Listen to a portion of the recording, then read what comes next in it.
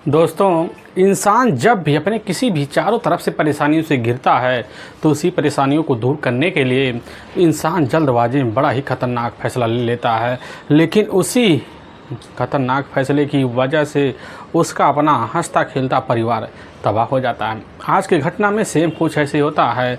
एक युवती होती है, अपनी ज़िंदगी संवारने के चक्कर में अपने पिता के खिलाफ़ हो जाती है। लेकिन उसके जो पिता होते हैं जल्दबाजी में एक ऐसा फ़ैसला ले लेते हैं जिसकी वजह से उनकी बेटी हमेशा के लिए दुनिया को छोड़ के चली जाती है। लेकिन जब लोगों के सामने सच्चाई निकल के आती है तो इसे सुनकर हर किसी का कलेजा हिल सा जाता है। आखिर क्या था इस घटना में क्या हुआ, इस घटना की आप पूरी तह तक सच्चाई जानने के लिए इस वीडियो को आप लास्ट तक ज़रूर देखिएगा।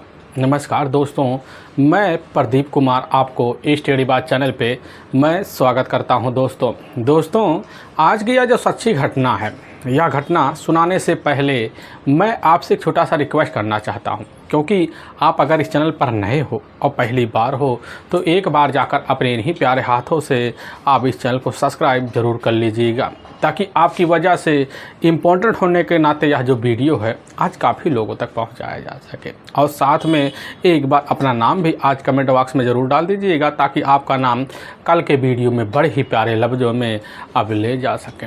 दोस्तों आज की यह जो सच्ची घटना है, यह घटना ठीक उत्तराखंड प्रदेश और ठीक उसी में जाना माना एक शहर पड़ता है अब काशीपुर, और ठीक उसी का ही एक मोती मस्जिद मोहल्ला पड़ता है। और मैं बात कर रहा हूँ ठीक इधर 7 अब दिसंबर साल 2020 का ही। अब जैसे ही इधर लगभग दोपहर के 5 बजे के आसपास का टाइम होता है तो मोती मस्जिद के मोहल्ले में मौके पर एकदम सुनसान अब रास्ता होता है। तो उसी वक्त जो होता है मौके पर एक बाइक लिए एक युवक जो होता है पीछे एक युवती को बैठाकर अपने मोहल्ले के लिए मौके पर जैसे घुसने लग जाता है तो उसी बीच 2 व्यक्ति अब सामने आ जाते हैं और उसी युवक और युवती के ऊपर एक के बाद एक गोली चलाना शुरू कर देते हैं। और चंद मिनट के अंदर जो होता है काफ़ी सारे आवाज़ गोलियों के निकलना अब शुरू हो जाते हैं और वहीं दोनों के ऊपर एक के बाद एक गोली लग जाती है और ज़मीन पर चीख चिल्लाना दोनों शुरू कर देते हैं। लेकिन इस चीख चिल्ला की जो आवाज़ होती है मौके पर अब मोहल्ले में पहुंच जाती है। मोहल्ले के लोग जैसे ही खबर पाते हैं तुरंत अपना जो दरवाज़ा होता है बंद कर लेते हैं। काफ़ी लोग सहम से जाते हैं, लेकिन चंद मिनट के अंदर जो होता है अब जैसे ही आवाज़ पूरी तरह से सन्नाटे में तब्दील हो जाती है तो लोग अपना जो दरवाज़ा होता है अब खोलना भी शुरू कर देते हैं। तो सामने देखते एक बाइक पड़ा है और बाइक के पास ही एक युवक और साथ में एक युवती पूरी तरह से खून से लथपथ पड़े हुए हैं। काफ़ी जो लोग होते हैं अपने मोहल्ले से निकल कर मौके पर सामने आते हैं और जैसे सामने आते हैं तो पता चलता है वह जो युवक होते हैं और जो युवती होती है ठीक मोती मस्जिद के मोहल्ले के रहने वाले इधर नाजिया और साथ में राशिद होते हैं। दोनों लोगों को देखकर पहचानने के बाद लोग वहां अब तरह तरह की बातें करते हैं। तो उसी वक्त अब इसकी जो सूचना होता है मौके पर अब राशिद के परिवार वालों को दे देते हैं। और राशिद के परिवार में उसके अपने पिता कमारुद्दीन अब जैसे खबर पाते हैं तो उसी वक्त अपनी पत्नी और अपने बच्चों को अपने साथ लेते हैं। और लेने के बाद ठीक जो होता है अब जैसे ही मोती मस्जिद के ठीक मोहल्ले के ही मोड़ पर पहुंचते देखते कि वहां पर मोहल्ले वालों का काफ़ी जमावड़ा हो चुका है। अब कमारुद्दीन देखकर तुरंत ही उस जमावड़े के अंदर दाखिल होते हैं तो अपने बेटे राशिद को देखते हैं तो वहीं पर परिवार सहित चीख चिल्लाना अब शुरू कर देते हैं। लेकिन राशिद के पास जैसे ही कमारुद्दीन पहुंचते हैं तो उनको भी यकीन नहीं होता कि आखिर हमारा बेटा इस दुनिया में है कि नहीं है। लोगों से वहाँ तरह तरह की बातें कमारुद्दीन करना शुरू कर देते, लेकिन लोग जो होते हैं कमारुद्दीन को यकीन भी दिलवाते हैं कि आपका बेटा आखिर में इस दुनिया को छोड़कर अब जा चुका है, क्योंकि काफ़ी सारे जो ब्लड होते हैं अब ज़मीन पर एक से दूसरी जगह बिखरे होते हैं। कमारुद्दीन भी अब नहीं समझ पाते हैं। तो उसी में से एक व्यक्ति होता है जो इस चीज़ की जो सूचना होता है अब पुलिस कंट्रोल रूम को दे देता है और वहाँ कंट्रोल रूम के द्वारा इसकी सूचना वहाँ के कोतवाली में लग जाता है। और वहाँ के थाना प्रभारी अब सतीश चंद कबाड़ी होते हैं। और जैसे सतीश चंद कबाड़ी इस चीज़ की सूचना पाते हैं, तुरंत इस चीज़ की सूचना अपने से बड़े अधिकारी को दे देते हैं और दल बल टीम को लेते हैं, फोरेंसिक टीम को भी सूचना भिजवा देते हैं और अपनी दल बल टीम को लेकर कबाड़ी साहब घटनास्थल के निकल पड़ते हैं और चंद मिनट के अंदर जो होता है अब घटनास्थल पर पहुंच जाते हैं। अब देखते हैं घटनास्थल पर मोहल्ले का लोगों का जमावड़ा लगा हुआ है, लेकिन लोग तरह तरह की बातें करते हैं। इधर थाना प्रभारी सतीश चंद कबाड़ी जो होते हैं भीड़ को हटाते हुए अंदर दाखिल होते हैं। देखते हैं कि सही में एक युवक एक युवती पूरी तरह से अभी भी सड़क पर खून से लथपथ अवस्था में, मृत अवस्था में अब पड़े हुए हैं। सामना एक बड़ा बाइक होता है। वहाँ कबाड़ी साहब घटना का तौर तरीके से निरीक्षण करते हैं। निरीक्षण करने के बाद जाओ तो देखते हैं चेहरा पूरी तरह से इधर राशिद का अब खून से लथपथ पड़ा होता है। पुलिस टीम समझ जाती है कि जिसने भी दोनों के साथ इस तरह के कारनामे किए हैं वह भी पूरी तरह से खुन्नस खाए कई महीनों से बैठा ज़रूर होगा। थाना प्रभारी कबाड़ी साहब जो होते हैं मौके पर कमारुद्दीन से वही पूछताछ करते हैं और पूछताछ करने के बाद जो होता है यही पता चलता है कि आखिर जो होता है सतीश की जो शादी होती है साल 2000 इसी शुरुआत के ही महीने में जाकर तौर तरीके से कहीं ठिकाने लगाकर दोनों अपना कर लिए थे। लेकिन हाँ, कुछ महीने पहले जो होता है इसी काशीपुर के मोहल्ले में जो मोती मस्जिद पड़ता है उसी इलाके में आकर मौके पर एक किराए का कमरा लेकर दोनों अब रह रहे होते हैं। थाना प्रभारी जब इस तरह की जानकारी खुद कमारुद्दीन से पाते हैं और पाने के बाद इधर जो होता है खुद अब जाकर अब शोहर के बारे में अता पता लेते हैं। शोहर के बारे में जब अता पता लिया जाता है तो पता चलता है यहाँ से कुछ दूर जो मोहल्ला पड़ता है उसी मोहल्ले के रहने वाले अब इधर मुजमिल होते हैं। उन्हीं की अपनी बेटी होती है। पुलिस की जो टीम होती है उसी वक्त अब दोनों की बॉडी का पंचनामा भरती है और एक टीम लेती है। और इधर टीम लेकर जो होता है उसी वक्त अब जाती है नाजिमा के घर। लेकिन जब नाजमा के घर पुलिस की टीम पहुंचती है तो पता चलता है कि नाजमा के घर मौके पर ताला लगा हुआ है। पुलिस की टीम भी पूरी अचंभे में पड़ जाती है। लेकिन पुलिस की टीम के पास एक शंका जरूर जाहिर हो जाता कि आखिर जो होता है पिता की मनमर्जी के खिलाफ दोनों शादी किए हुए थे। आखिर मुंजमिल जो होते हो सकता खिलाफ हो, उन्होंने मिलकर इस तरह के कारनामे किए हों। लेकिन शंका तब बढ़ जाता है जब पता चलता है घर में ताला लगा हुआ है।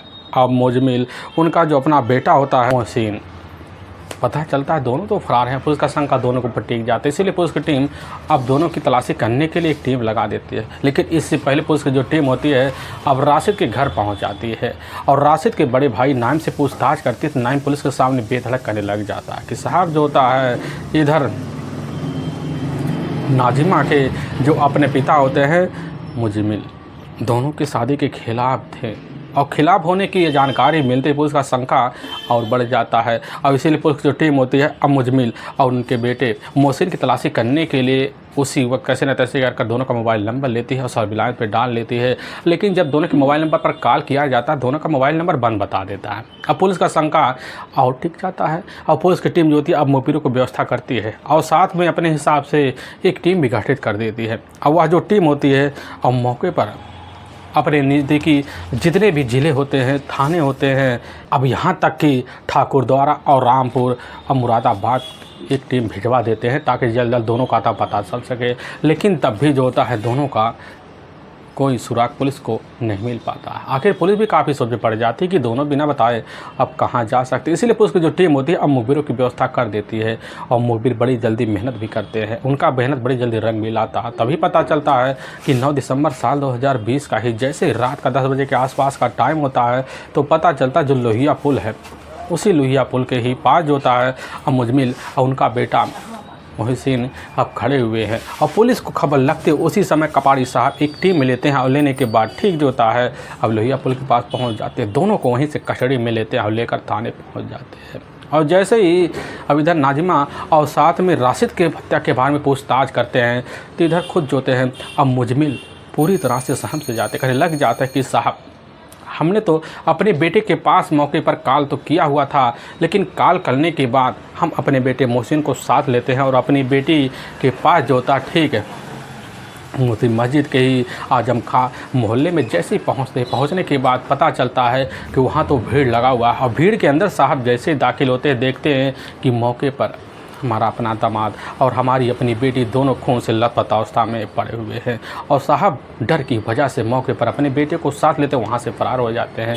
लेकिन थाना पर भारी जो थे कपाड़ी साहब दोनों की जब बात सुनने के बाद उनके चेहरे को देखकर अंदाज़ा लगा लेते हैं कि बाप बेटे पूरी तरह से पुलिस के सामने झूठ बोल रहे हैं। इसीलिए पुलिस की टीम थोड़ी बहुत दोनों के ऊपर जब सख्ती दिखाती है तो मुजमिल और उनका बेटा मोहसिन जो होते पुलिस के सामने बड़ी जल्दी अब नाजिमा और साथ में राशिद की हत्या का जुल्म कबूल कर लेते हैं। लेकिन पुलिस के सामने जो सच्चाई रखते हैं इससे सुनकर हर किसी का कलेजा मुंह को भी आ जाता है।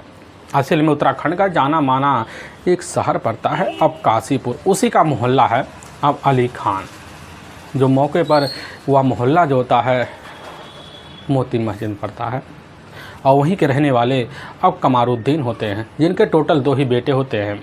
एक बेटा होता है अब राशिद, दूसरा बेटा होता है अब नाइम। लेकिन दोनों जो बेटे होते हैं बड़े ही तौर तरीके से पढ़े लिखे होते हैं और पढ़े लिखे होने की वजह से कमारुद्दीन के जो दोनों बेटे होते हैं अब मौके पर अब विदेश का रास्ता देख लेते हैं। एक बेटा दुबई चला जाता है और दूसरा बेटा सऊदीया चला जाता है। दोनों बेटी अब विदेशी होने के नाते घर में काफ़ी सारे पैसे आते हैं जिसकी वजह से कमारुद्दीन का जो अपना मकान होता है एक आलीशान में होता है। उनके घर में एक बाइक भी होता है, काफ़ी सारे कार होते हैं और काफ़ी सारे कुछ पुश्तैनी खेतिहर ज़मीन भी होते हैं जिसकी वजह से कमारुद्दीन का अपने गांव में काफ़ी सारा रुतबा भी होता है। लेकिन उन्हीं के घर से लगभग कुछ दूर पर ही इधर मुजमिल का ही अपना मकान होता है। लेकिन उनके घर में टोटल जो होता है 6 बच्चे होते हैं, 4 बेटियां और 2 बेटे होते हैं। बड़ा बेटा मोहसिन होता है, छोटा बेटा नसीन होता है और जो 2 बच्चियां और होती हैं उससे छोटे मौके पर ऑलरेडी शादीशुदा होती हैं और तीसरे नंबर की उनकी बेटी होती है अब नाजिया। लेकिन मुजमिल जो होते हैं मौके पर एक कैंटर के अपने खुद के एक कारोबारी भी होते हैं और उसी की वजह से उनका पारिवारिक जो खर्चा होता है अब तौर तरीके से चल पाता था। लेकिन मुजमिल और कमारुद्दीन का जो घर होता आमना सामने होने की वजह से अब दोनों का एक दूसरे घर काफ़ी आना जाना होता है। लेकिन इधर कमारुद्दीन का अपना जो बेटा होता है राशिद, अब राशिद का इधर जो होता है मुजमिल के घर काफ़ी आना जाना बन जाता है। आने जाने के कारण होता है क्योंकि मुजमिल का ही एक अपना बेटा होता है अब मोहसिन। अब मोहसिन के साथ जो होता है अब इधर राशिद का काफ़ी गहरे दोस्ती हो जाता है क्योंकि दोनों एक ही साथ कॉलेज में मौके पर दाखिला लेते हैं। इसीलिए अब इधर खुद राशिद का जो होता है अब मोहसिन के घर आना जाना बन जाता है और जब आना जाना बन जाता तो इसी बीच एक दिन दरवाजे पर खड़ी हुई अब जाकर अब नाजमा के ऊपर खुद राशिद की नज़र पड़ जाता है और जैसे ही नाजमा की खूबसूरती को देखने के बाद एक ही नज़र में उसका दीवाना सा हो जाता और उसी दिन से अपने दोस्त की दोस्ती को दरकिनार कर देता है और राशिद जो होता है नाजमा से उसी दिन करीबी बनाने के लिए मीठी मीठी बातें करता है और मीठी मीठी बातें करने की वजह से अब उसी दिन से जो होता है राशिद का अब इधर एक मोहसिन का बहाना लेकर नाजमा से मिलने का तौर तरीके से ठिकाना निकाल ही लेता है और रोज़ का आना जाना हो जाता है। आने जाने की वजह से नाजमा बड़ी जल्दी जो होता है अब राशिद के चेहरे और जुबान को देखकर भांप लेती है कि आखिर जो होता है राशिद की चाहत कहाँ तक है और चाहतों की भांपने की वजह से बड़ी जल्दी जो होती है इधर नाजमा भी अब राशिद के करीब आने के लिए उतावली हो जाती है। अब दोनों एक दूसरे से मुलाकात करने के लिए जो होता है बेधड़क उस घर में छूट पा जाते हैं क्योंकि इधर दोस्ती के नाते जो होता है अब राशिद का मोहसिन के घर में खुला छूट मिल जाता है और मिलने की वजह से बड़ी जल्दी जो होता है राशिद नाजमा से दोस्ती बना लेता है और बनाने की वजह से दोनों के बीच धीरे धीरे ऐसी बात होना शुरू हो जाए जिसकी वजह से दोनों के प्रेम प्रसंग चालू हो जाते हैं और प्रेम प्रसंग जो सिलसिला होता है बेधड़क कहीं बाहर कभी पार्कों में चलने लग जाते हैं और पर चलने की वजह से इस तरह के चर्चे होने शुरू हो जाते हैं और धीरे धीरे जो खबर होता है अब जाकर मुजमिल के कानों में पहुंच जाता है और जैसे मुजमिल इस तरह की खबर पाते सनस रह जाते हैं कि आखिर जो होता हमारे बेटे का अपना जो दोस्त होता है इस तरह का गुल हमारे घर में रहकर खिलाएगा या हमें कतई पता नहीं था। और उसी वक्त खुद मुजमिल अपने बेटे अब जाकर नाजिया को बुलाते हैं, तौर तरीके से समझाते बुझाते हैं, रिश्ते का भी नाते का भी तौर तरीके से भरोसा दिलाते हैं, यहाँ तक कि जात बिरादरी का भी तौर तरीके की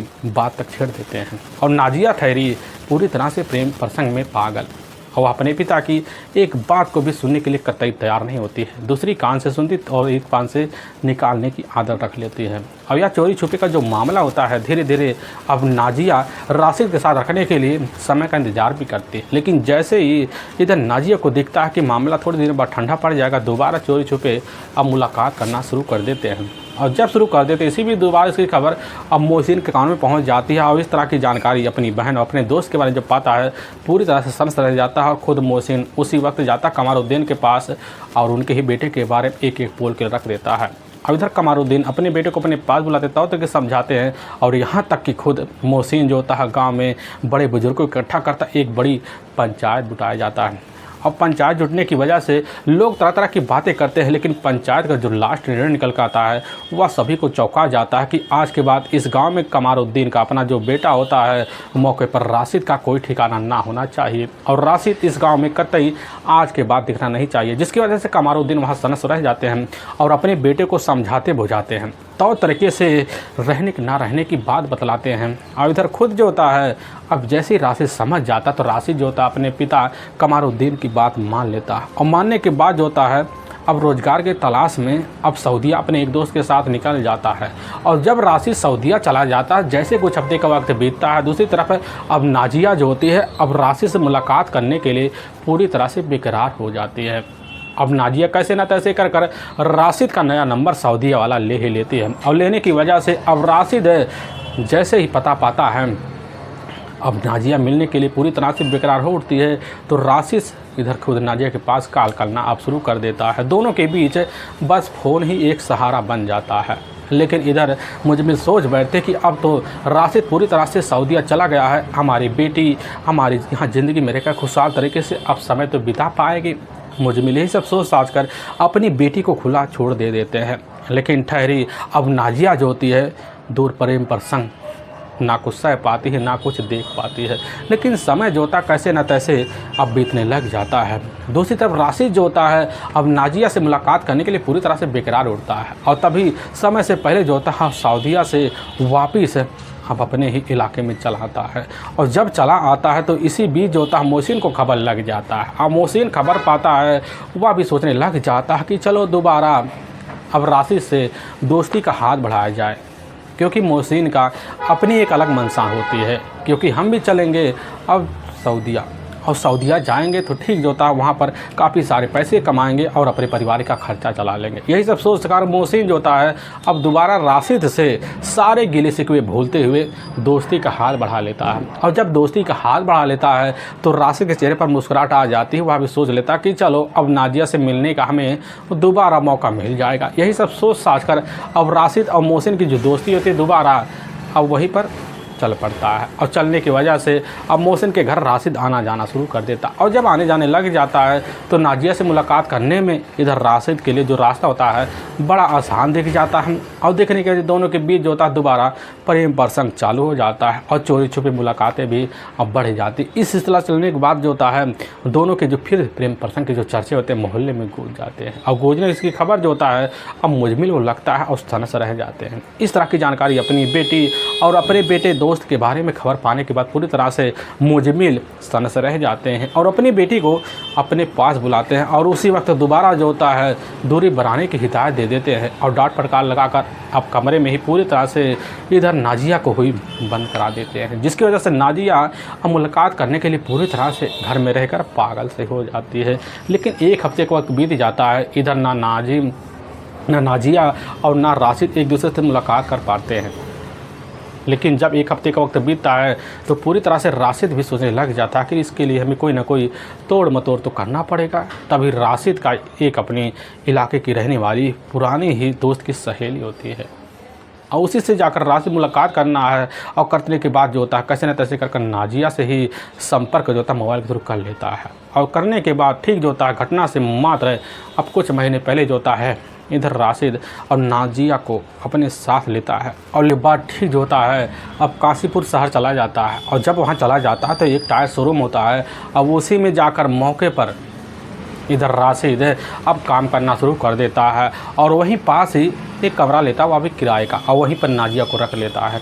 और रखने के बाद दोनों जाते हैं एक मस्जिद में, तौर तरीके से निगाह भी कर लेते हैं। लेकिन दूसरी तरफ निगाह की जो खबर होता है अब जाकर मुजमिल को लग जाता है। उसी समय अपनी बेटी की इस तरह की हरकत के बारे में जानकारी पाने के बाद अब सनस रह जाते हैं, क्योंकि उनके सामने काफ़ी सारी मुसीबत आकर खड़े हो जाते हैं। क्योंकि उनकी जो बेटी होती है नाजिया, ठहरे एक गैर बिरादरी लड़का, जिसकी वजह से उनकी बदनामी स्वाभाविक हो जाती है। और अपने इलाके में रहने के बाद पूरी तरह से अपनी बेटी के बारे में इस तरह की जानकारी पाने के बाद मुजमिल पूरी तरह से सनस रह जाते हैं। वह सोच लेते हैं कि आखिर हमारी बेटी के साथ जिस तरह के कारनामे खुद जो होता है राशिद ने किया है, सबक सिखाने के लिए हमें कोई ना कोई रास्ता तो निकालना पड़ेगा। अब मुजमिल जो होते हैं उसी वक्त अब ठान के बैठ जाते हैं। और इधर जो होता है मुजमिल जब पता पाते हैं मौके पर राशिद का और हमारी बेटी नाजिया का जो मोबाइल है बंद बता रहा है, क्योंकि दूसरी तरफ नाजिया को जैसे लेकर अब राशिद शहर पहुंचता है, तुरंत वहां नंबर अब चेंज कर लेता है और नया नंबर ले लेता है, जिसकी वजह से कॉल करने के बाद हर किसी के द्वारा नंबर बंद ही बता देता है। दूसरी तरफ मुजमिल जो होते हैं नंबर ना मिल पाने की वजह से परेशान हो जाते हैं कि आखिर हमारी बेटी इस समय कहाँ है। इस तरह की जानकारी जब नहीं पाते हैं मुजमिल उसी समय ठान के बैठ जाते हैं।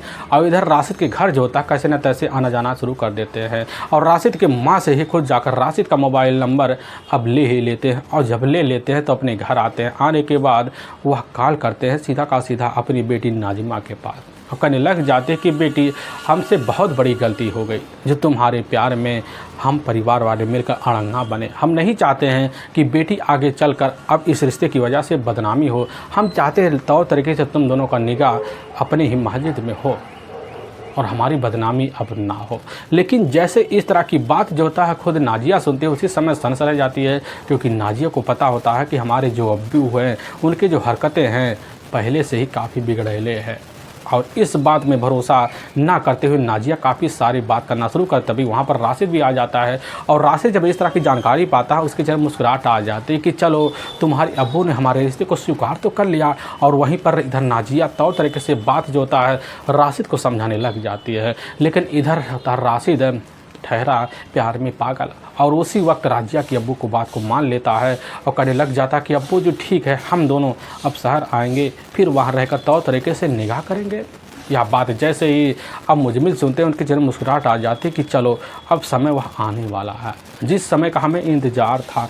लेकिन घटना से जो होता है कुछ महीने पहले जो होता है अब दोनों फैसला लेते हैं। फैसला लेने के बाद ठीक जो होता है काशीपुर छोड़कर काशीपुर के ही इलाके में मोती मस्जिद के इधर इलाके में आ जाते हैं। वहीं पर आजम खां जो मोहल्ला पड़ता उसी मोहल्ले में जाकर खुद राशिद अपने ही कमाए हुए पैसे से एक कमरा लेता वहाँ पे किराए का, और उसी कमरे में जाकर इधर नाजिमा को रख देता है। और तौर तरीके से दोनों मिलकर अब रिलेशन में वहाँ रहना शुरू कर देते हैं। और जब रहने लग जाते हैं उसी तरीके से जैसे कुछ हफ्ते का वक्त बीतता है तो दूसरी इसकी जो खबर होता है अब मुजमिल को लग जाता है कि हमारी जो बेटी है मौके पर अपने शौहर अब राशिद के साथ जो होता है इसी मोती मस्जिद के आजम खां मोहल्ले में अब रह रही है। और उसी दिन से जो होता है मुजमिल अब खड़बड़ाना शुरू कर देते हैं, कैसे न तैसे कर कर दोनों से मुलाकात किया जाए और दोनों के लिए कोई ना कोई हमें जुगाड़ पानी तो करना पड़ेगा। तभी घटना से मात्र जो होता है अब 15 दिन पहले कि जैसे ही अब 23 अगस्त साल 2020 का दिन होता है तो उसी दिन जो होता है इधर मुजमिल एक सूचना पाते हैं कि इस समय हमारा जो दामाद है अब मौके पर राशिद और हमारी जो बेटी है इधर नाजिमा दोनों जो होते हैं अब इधर पतरमपुर के ही पास जो जंगल है उसी जंगल के ही पास कालू सिद्ध की एक मज़ार है वहीं पर आने वाले हैं। वहीं मिलकर दोनों दोबारा निगाह करने वाले हैं। अब इस तरह की जानकारी पाने के बाद खुद जो होते हैं मुजम्मिल और अपने बेटे मोहसिन को अपने साथ लेते हैं और वहाँ जंगल के रास्ते जाकर छुप जाते हैं। और उनके हाथ में एक बड़ा सा रिवाल्वर होता है, वहीं बैठकर अपनी बेटी और दामाद का इंतज़ार करते हैं। लेकिन जैसे शाम का टाइम होता है उसी वक्त उनकी अपनी बेटी तो इधर नाजिमा दिखती है लेकिन उनका दामाद नहीं दिखता है, जिसकी वजह से उनका जो प्लान होता है आने वाला वह मौके पूरी तरह से अब ख़त्म सा हो जाता है। और वहीं उदास होकर अपने घर चले आते हैं। लेकिन खुन्नस खाए तो बैठ जाते हैं क्योंकि उनके मोहल्ले में उनकी हर वक्त बदनामी के सिवा उनके हाथ में कुछ लगता ही नहीं है। और मुजम्मिल जो होते हैं उसी दिन से कड़बड़ाहट में पूरा वक्त गुजारते हैं और अच्छे समय का आने का इंतज़ार भी करते हैं। हर वक्त जो होता है अपनी बेटी की अब इधर रेकी करने के लिए लगे अब पड़े होते हैं। लेकिन रेकी करते करते लगभग अब जैसे 2 हफ्ते का वक्त बीतता है, तो जैसे ही 7 सितंबर साल 2020 का वक्त होता है, तो उसी वक्त जो होता है उनको अपने किसी करीबी के द्वारा सूचना मिल जाता है कि इस समय नाजिमा और साथ में राशिद दोनों जो तो बाइक लेकर कहीं बाहर अब निकले हुए हैं। अब इस तरह की जानकारी पाने के बाद तुरंत जो होता है मुजमिल समझ जाते हैं कि शाम का टाइम होने वाला है, तो मौका अच्छा दिख रहा है। तो उसी वक्त गड़बड़ाहट में अपनी बेटी के पास कॉल कर देते हैं। दूसरी तरफ उनकी जो बेटी होती अपनी अब्बू की कॉल देखते उसकी जब मुस्कुराहट आ जाती कि चलो आज जितने हफ्ते बाद हमारे अब्बू ने हमारे पास कॉल कर हमारा खोज खबर लेने के लिए इस तरह की रास्ता तो निकाला। और जैसे दूसरी तरफ कॉल को रिसीव करती है, रिसीव करने के बाद वह मुस्कुराहट वाली शब्दों में कहने लग जाते कि अब्बू जी आज हमारी याद कैसे आए। मुजमिल जो होते उसी समय मीठी मीठी बात करना शुरू कर देते, कहने लग जाते कि बेटी क्या करें, जब से तुम यहाँ पर आई हो तब से तुमसे मुलाकात तो ना हो पाया है और हम तुमसे मुलाकात करना चाहते हैं। लेकिन उसी वक्त जो होता है खुद नाजिमा अपने पिता के मीठी मीठी बातों में आ जाती, कहने लग जाते कि पिताजी इस वक्त ना हम जो होता काशीपुर के एक मेडिकल में ही मौके पर दोनों मिलकर दवाई ले रहे हैं, क्योंकि हमारा इस समय तबीयत काफ़ी ख़राब चल रहा है। और उसी समय मुजमिल कह देते कि बेटी कब तक तुम वापस लौटेगी। वह कह देती है कि पिताजी हम 3:30-4 बजे के आसपास अपने ही कमरे पर पहुँच जाएंगे और इससे पहले आप आ जाइए। दूसरी तरफ मुजमिल खबर पाते हैं, अपने बेटे मोहसिन को सूचना देते हैं और वहीं से अपने बेटे को अपने बाइक पर बैठाते हैं। बैठाने के बाद अपने ही पास एक रिवॉल्वर रख लेते हैं और लेकर निकल पड़ते हैं। लगभग अब 4 बजे के आसपास जो होता है आजम खां के मोहल्ले में पहुंच जाते हैं और वहीं सुनसान रास्ता देखते वहीं पर खड़े हो जाते हैं। लेकिन जैसे ही अब कुछ मिनट का वक्त बीतता है तो एक मोटरसाइकिल की जो आवाज़ होती है उनके कान में पहुँच जाती है। उस मोटरसाइकिल को आवाज़ को सुनकर मौके पर मुजमिल और मोहसिन दोनों पहचान लेते कि मोटरसाइकिल की जो होती है आवाज़ है राशिद के ही अब बाइक की है और वहीं जाकर एक कोने में छुप जाते हैं। और जैसे ही आने का रास्ता देखते हैं और उसी समय जो होता है सही में बाइक लेकर राशिद और नाजिमा दोनों मौके पर अपने मोहल्ले में घुस रहे होते हैं। और जैसे साढ़े पहुँचते उसी वक्त जाकर मोहसिन जो था बाइक के आगे खड़ा हो जाता है और राशिद के लोग रोक लेता है और रोकने के बाद सीधा मुजम्मिल भी सामने खड़े हो जाते और दोनों अपने ही जेब से रिवॉल्वर निकालते हैं और एक के बाद एक गोलियां चलाना दोनों के ऊपर शुरू कर देते हैं। लेकिन मोहल्ले वाले के कानों में जैसी आवाज़ पहुंचती है तो अपने अपने दरवाजे बंद कर लेते हैं। लेकिन इधर अपने बुरी तरह से काम को अंजाम देने के बाद अपना रिवॉल्वर हटाते हुए वहां से मोहसिन और साथ में मोहम्मद दोनों फरार हो जाते हैं। लेकिन वाकई में दोस्तों पुलिस के सामने जब यह सच्चाई जो होता है ठीक है घटना के कुछ वक्त बाद निकल के आता है, सुनने के बाद हर किसी का कलेजा भी ताज़ा जाता है कि आखिर एक पिता ही अपनी बेटी और अपने दामाद की ज़िंदगी का सौदा कैसे कर सकता है। लेकिन वाकई में दोस्तों पुलिस के सामने जब यह सच्चाई आती है वह भी सुनकर दंग सा रह जाती है। और पुलिस की जो टीम होती है कुछ सबूतों को इकट्ठा करती है और साथ में दोनों को अपने कस्टम ले जाकर वहाँ के ही न्यायालय में अब पेश कर देती है। पेश करने के बाद दोनों के ऊपर काफ़ी गंभीर धारा मुकदमा दर्ज करके ले जाकर हमेशा के लिए जेल के सलाखों के पीछे डाल देती है। दोस्तों हमें इस घटना का सुनाने का जो उद्देश्य है किसी के दिल को ठेस पहुँचाना नहीं है, बल्कि आपको यह बताना कि आप जहाँ भी रहें आप सावधान और सतर्क ज़रूर रहें। दोस्तों हमारे कुछ ऐसे व्यूअर हैं जो हमारे वीडियो को लगातार वॉच करते हैं, जिसमें सबसे ही प्यारे व्यूअर अब मोहित कुमार सिंह हैं जो मध्य प्रदेश के ठीक उज्जैन शहर के रहने वाले हैं और दूसरे व्यूअर राम सिंह जो उत्तर प्रदेश आजमगढ़ शहर के रहने वाले हैं और तीसरे व्यूअर जो होता है इधर दीपेश कुमार शर्मा उत्तर प्रदेश आजमगढ़ के रहने वाले हैं और साथ में शिवानी सिंह उत्तराखंड नैनीताल के रहने वाली हैं। दोस्तों इन सभी व्यूअर का हम तहे दिल से शुक्रगुजार रहेंगे और फिर मिलेंगे एक नई वीडियो के साथ। तब तक के लिए जय हिंद और जय भारत।